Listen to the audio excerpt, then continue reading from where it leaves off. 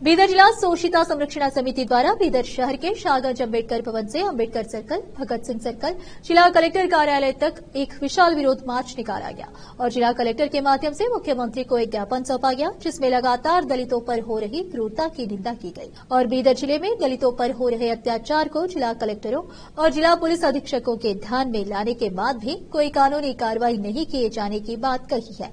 इस मौके पर राजकुमार मूल भारती, विष्णुवर्धन वालतुटी और समिति के पदाधिकारी सहित अन्य उपस्थित थे। कैमरामैन पप्पूराज का कवरेज।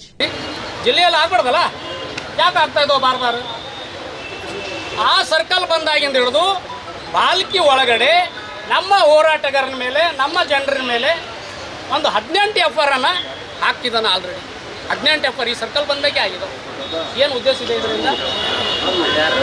ಇವತ್ತು ಎಫ್ಐಆರ್ ಕೇಳಕ್ಕೆ ಹೋದಾಗ ಏನಂದ್ರೆ ಸರ್ಕಲ್ಲೇ ಮನಸ್ಸು ತಂದಪ್ಪಲೆ ಹೊಡೆದು ಬಿಟ್ಟು ಏನು ಒಬ್ಬ ನಮ್ಮ ನ್ಯಾಯಾಧೀಶರು ಬಾಲ್ಕಿ ಇದ್ರಲ್ಲ, ಅವ್ರಿಗೆ ಕರ್ಕೊಂಡು ಹೋಗಿ ಬಾಲ್ಕಿ ನ್ಯಾಯಾಧೀಶರು ಮೊನ್ನೆ ನ್ಯಾಯಾಧೀಶರು ಅವ್ರೇನದಂದ್ರೆ ಇವನಿಗೆ ಕೂಡಲೇ ಏನದಂದ್ರೆ ಆಸ್ಪತ್ರೆ ಟ್ರೀಟ್ಮೆಂಟ್ ಕೊಡ್ರ ಅಂತ ಹೇಳಿದಾಗ ಅವಾಗ ಬಾಲ್ಕಿ ಆಸ್ಪತ್ರೆಯಿಂದ ಬೀದರ್ಗೆ ಡಿಸ್ಚಾರ್ಜ್ ಆಗ್ತಾರೆ.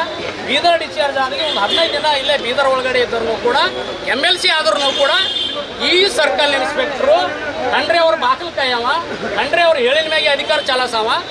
ಇವತ್ತಿನ ತನಕ MLC ಕೇಸ್ ಏನಿದೆ, MLC ಕೇಸು 24 ಗಂಟೆ ಒಳಗಡೆ ಇನ್ಕ್ವೈರಿ ಮಾಡಬೇಕು, ಎಫ್ಐಆರ್ ಆಗಬೇಕು. ಅದು ನೀ ಇರಲಿ, ನಿಮ್ಮ ಅಪ್ಪ ಇರಲಿ, ಈ ಥರ ಆಗ್ಬೇಕು ಗೆಳೆಯರೆ. ಇವತ್ತು MLC ಕೇಸು ಇಷ್ಟು ದಿನ ಆದರೂ ಬೇಲ್ ಪಡ್ಕೊಂಡು ಕಸ್ಟಡಿದಲ್ಲಿ ಇದ್ರೂ ಕೂಡ ಬೇಲ್ ಪಡ್ಕೊಂಡು ಇವತ್ತು ಮನೆಗೆ ಹೋದ್ರೂ ಕೂಡ ಆ ಸರ್ಕಲ್ ಇನ್ಸ್ಪೆಕ್ಟ್ರು ಇವತ್ತಿನ ತನಕ ಇನ್ಕ್ವೈರಿ ಮಾಡಿಲ್ಲ. ಇದು ನಮ್ಮ ಹೋರಾಟ.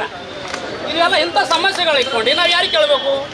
SP ಅವ್ರಿಗೆ ಕೇಳಬೇಕು. ಯಾಕೆ SP ಸುಪ್ರೀಮೋ ಬೀದರ್, ನಮ್ಮ ಬೀದರ್ ಜಿಲ್ಲಾಧಿಕಾರಿಗಳು ಸುಪ್ರೀಮೋ.